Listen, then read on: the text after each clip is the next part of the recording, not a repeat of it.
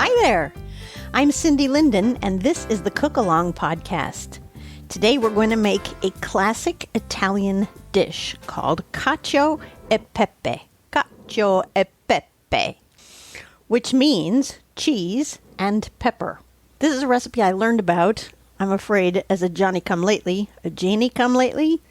from Stanley Tucci, who was doing his television series called Searching for Italy, and he went to a place where they cooked this and shared the recipe. It's in his book, actually, as well, called Taste My Life Through Food.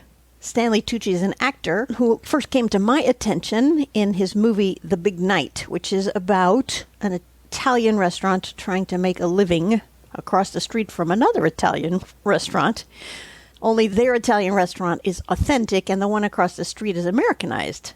From doing that movie, he developed a passion and an interest for Italian food and Italian cooking. He is Italian, but he went in search of more Italian cooking after the movie was done. And this is one of the recipes that he talks about.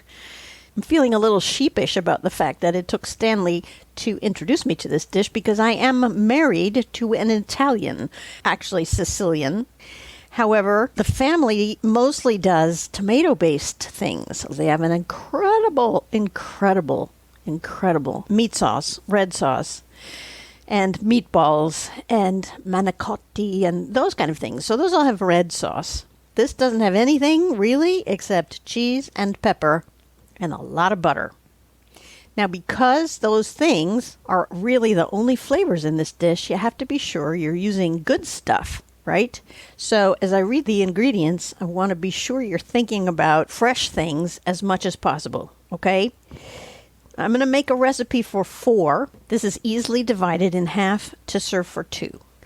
It's very quick to make and has very few ingredients, and it's very easy. And yet you can tell your audience, your guests, your consumers that they are eating an authentic Italian dish, with one small modification that makes it a little less authentic. I'll tell you when we get there. So you'll need some kosher salt because we're going to have to boil the pasta, which is the next ingredient. If you're making for 4, you need 16 ounces of spaghetti or linguine.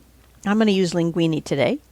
The kosher salt is to put in the water for boiling the pasta because the pasta will soak up some of that salt, and that's a good thing. You need 4 tablespoons of butter, 2 tablespoons of extra virgin olive oil, as much coarsely ground black pepper as you think you can tolerate. Again, it's one of the few ingredients in here, so it's an important one. But if you find pepper too hot, be cautious. If you love pepper, go to town. The only other ingredients are the 1.5 cups pecorino, otherwise known as pecorino romano, which is one of the places you shouldn't stint. You want good cheese for this, and you are going to freshly grate it. That's a do-ahead, okay? One of only 3 for this recipe. The next thing is a 1.5 cups of freshly grated, another do-ahead, Parmesan. Better quality, the better the taste. And then for both of those cheeses, you may want more for the table to sprinkle over the top. The other do-ahead is that you're going to want to bring your water to a boil for your pasta. That is the slowest part of making any pasta dish. You will have probably heard me talk about much faster and more efficient ways to cook pasta. But for this one, we specifically need the water from the pasta that has been cooked. So we're going to do it the traditional way. It becomes its own ingredient, and we need to be sure we have enough of it. As far as equipment goes, you need a large pot for boiling your pasta. Unless you have a pasta pan, you'll need a colander for draining the pasta.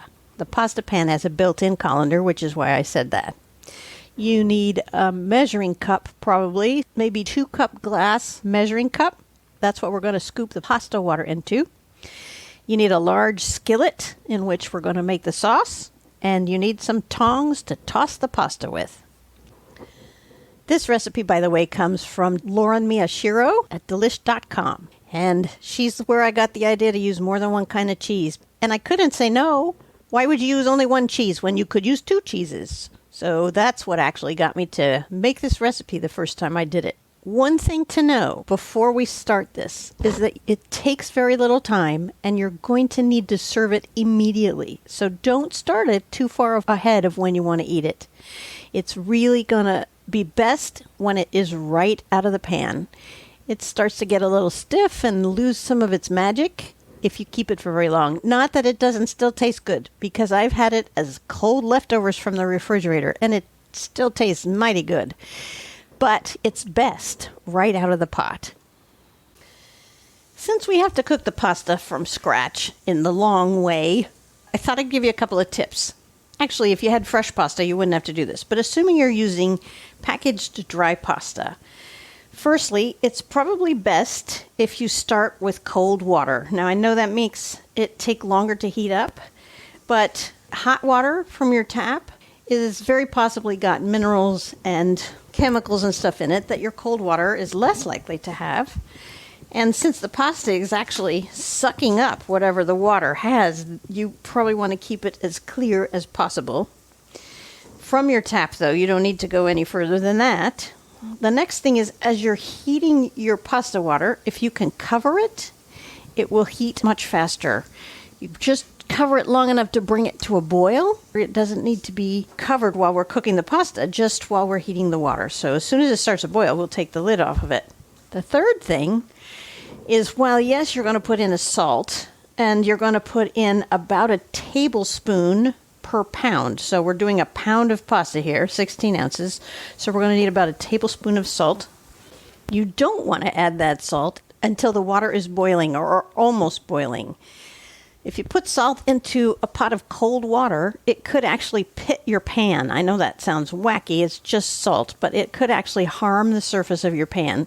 It's much better if it's in boiling water because A, it keeps the salt moving, and B, it kind of dissolves it more quickly so it doesn't just sit on the bottom and create pits in your pan. Once your water is at a full rolling boil, you want to add your pasta. And I like to break mine in half. It's very non-traditional to do that, but it's better than cutting it with a knife. Stanley Tucci goes on and on about that. He abhors that. It's so wrong to cut your pasta with a knife, but he says it's kind of okay if you have to. Break it ahead of time. So I break it in half so I'm not slurping it up at the table and I can actually eat it without feeling clumsy. My box says boil it for 9 to 11 minutes. Notice that I emphasized boil it, because that doesn't mean you start the timer from when the noodles go in the water. You start the timer from when the water comes back to a boil. And from then I would be cooking at 9 to 11 minutes, except that it's going to cook a little bit once we drop it into the sauce. So I'm going to cook it for the minimum 9 minutes and then take it out. Now, you don't really want to cook the pasta ahead. You can, but it's just going to sit around and get gluey if you're not careful. So if you can start your pasta cooking, put it in for its 9 minutes, and while it's cooking, create the rest of the recipe, that's the primo chef's way of doing this dish. If you don't want that much stress, it's okay. Cook it ahead, dump it into your colander, drain all the water out, but save some of that water. It's important. Scoop your 2-cup measuring cup into that water before you dump it out. And then once your pasta's in the colander, just drizzle a tiny bit, it really doesn't take very much, of olive oil over the pasta and kind of toss it so that it doesn't get sticky and gluey while you wait for the rest of the stuff to come together. I'm kind of jumping ahead a little bit. I know I am, but because this comes together so quickly, we got to think ahead. Now, your other do ahead was about grating the cheese if you needed to, which I hope you did because it's so much better if it's freshly grated. You can use a food processor for that. It cuts it down into no time at all. You just buy a block and then bring it home and cut it up until it fits in the chute of your food processor and grate it up. Not shred it, grate it. So you'll need an attachment that actually does grating instead of shredding. And if you have a box grater, you want the side that has bumps that sort of stick out. It doesn't shred them, it actually grates them. I don't know how to describe it to you, except to say that it's not the shredder side. It's the side that's actually is going to hurt your fingers if you touch it. For this dish, we need a whopping total of 3 cups of grated cheese. So what I like to do is grate the Romano and the Parmesan both, and then put them in a bowl together and sort of toss that together with my hands so it's mixed up. I don't know that that's important, but it feels like it'll distribute better that way, because once you dump it in the pan is hot and it's going to melt that cheese. And it seems like if you don't mix it up ahead of time, you get some noodles with one kind of cheese and some noodles with the other kind of cheese, which now that I think about it, I guess isn't a bad thing. But I mix them together. That's just an FYI. My pasta water is now boiling. You can probably hear it. I've broken all of my linguine in half, so I have sticks that are probably 5 to 6 inches long. I already put my salt in, and it did this fun thing of clouds, makes clouds in the water when you put the salt in just as it's starting to boil. So I'm now going to put the pasta in the pot, and that will make it stop boiling. So because it's going to stop boiling, and because pasta will stick to each other, just after you dump that pasta in, you want to stir it. Keep it moving. And then you can just give it a minute and make sure all the ends are down in the water. You know, if you haven't broken yours, it may take a minute for the ends to sink down in the water. And then we can put the lid back on it until it comes to a boil, but we don't want to give it too long here. Just kind of keeping my hand on the lid so I can feel when it starts to get really raucous in there. It takes a little bit to make it happen. Come on, baby. I'm going to stir my pasta again so it doesn't clump up. Sorry about the loud bang. So far, so good. There goes the boiling. All right, so now I'm going to set my timer for 8 minutes. And we're going to start the other part. Now we're going to put 2 tablespoons. 4 tablespoons is half a stick. So we're going to put 2 tablespoons, in other words, half of a stick, into the large skillet I now have on the stove. And we're going to turn that on. And we're going to add also the 2 tablespoons of extra virgin olive oil. And I've turned the heat on under this to medium high.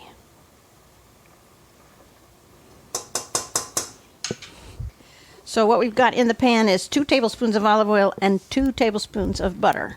And we want it to melt.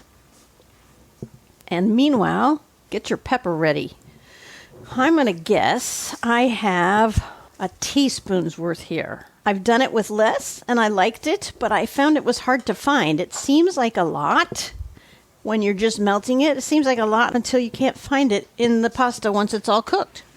I'm also going to get my tongs out and get ready to do some tossing and stir the pasta again, just to be sure it's not clumping. Nope, it's fine. It's good. All right, butter is melting. What we're going to do here is make the pepper a little better, a little more flavorful and a little more aromatic by toasting it in this oil and butter. It only takes about a minute, and then we got to add the rest of the stuff to this here. So we don't want the butter melted too much before this pasta is ready. I hate to send you away because this really isn't going to take very long. But what I need you to do is go away and come back to me when your butter is melted and your timer says you've got about 2 minutes left on your pasta, okay? You might need to turn your butter down because we don't want it to burn. We don't even really want it to brown. If you have to, once it's melted, you can take it actually off the heat a little bit, and we'll put it back on in a minute.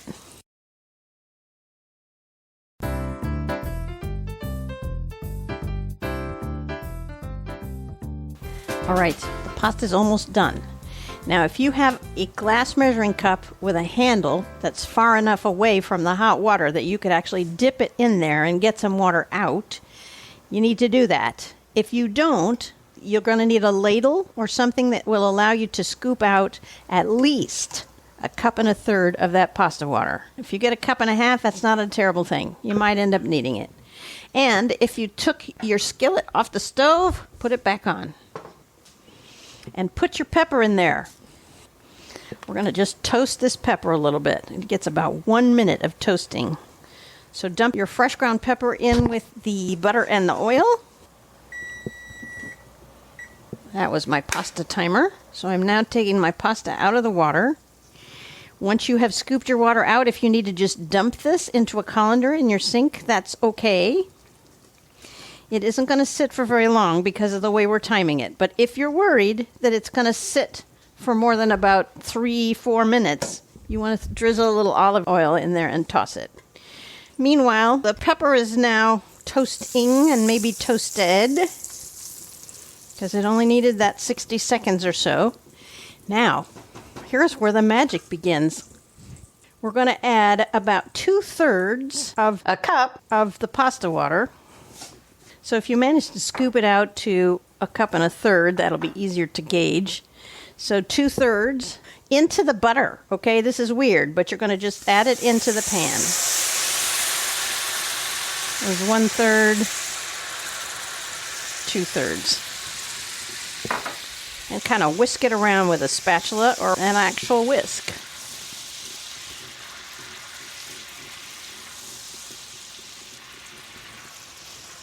And once it's all melted and kind of simmering, you're going to put in the rest of the butter. So that's another 2 tablespoons into the pan. And stir that around and let it melt. And while that is melting, get your pasta ready to go. See, I told you this all happens pretty fast. Don't rinse your pasta off. You want all that good starch. Dump that pasta, all that pasta, into this sauce you're making, because that is what you're making. You're making a sauce. If it gets stuck in the holes of the colander, take a minute to try to get them out and into the skillet in front of you. You may have to pull them out by hand, but be careful, they're hot. Now you need those tongs I told you about. Use the tongs to kind of toss the noodles with the butter a little bit. And then we're going to take that cheese and add it over the top. And now get those tongs and toss it like crazy, because that cheese is going to melt now. Take it off the heat, actually. Let's get it off the heat. When the cheese is about half melted, you'll know if you have a sauce yet or not. It looks like for me, well, I have a little bit of a sauce. As the rest of the cheese melts, it'll make a little more sauce, but I think I want a little more than that. So we're going to do 2 things here. We're going to add a little salt. I know that sounds crazy because there's so much salt in that cheese, but I just added a sprinkle of kosher salt over the top, which I'm now stirring in, and I'm going to use some more of this pasta water. That's what helps make the sauce. There. Now it's starting to get kind of creamy, and your pasta is done. Just be sure it's all mixed in there, and if you want it saucier, you can still add more pasta water. You don't want it to get too watery. Now I'm going to put some on a plate, and I am going to add to that another grind of pepper, just a little bit because there's plenty in there, and a little more Parmesan cheese, just sprinkled by hand. And there you have Cacio e Pepe. Now get this on the table fast, because it's best eaten right now. So go eat. Visit the website for the ingredients and the final photos, thecookalongpodcast.com. Tell your friends you learned to make Cacio e Pepe from me on the Cook Along Podcast. And until next time, happy cooking.